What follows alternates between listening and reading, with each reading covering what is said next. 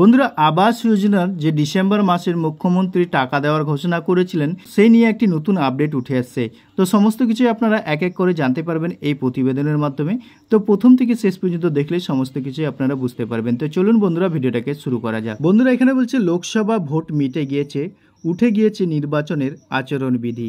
এবার প্রতিশ্রুতির মতোই কেন্দ্রের আবাস প্রকল্পের বঞ্চিতদের পাকা ছাদের ব্যবস্থা করতে উদ্যোগী হলো রাজ্য সরকার।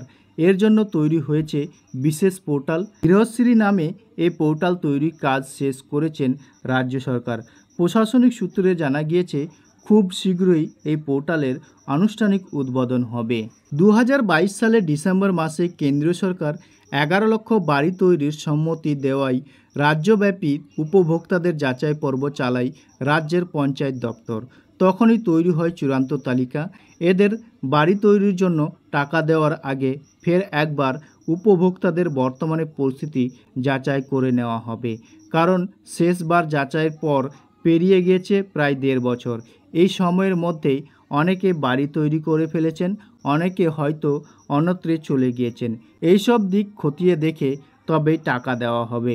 ডিসেম্বর মাসের রাজ্যের বাড়ি তৈরির প্রথম কিস্তির টাকা দেবে বলে জানিয়েছেন খোদ মুখ্যমন্ত্রী।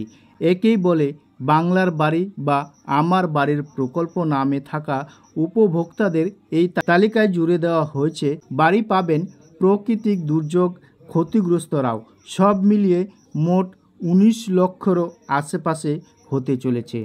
প্রসঙ্গত, মুখ্যমন্ত্রী মমতা বন্দ্যোপাধ্যায় রেড রোডের ধর্না থেকে জানিয়ে দিয়েছিলেন কেন্দ্রীয় সরকার 100 দিনের টাকা আর আবাস যোজনার টাকা না দিলে সেই টাকা রাজ্য সরকার দিয়ে দেবে।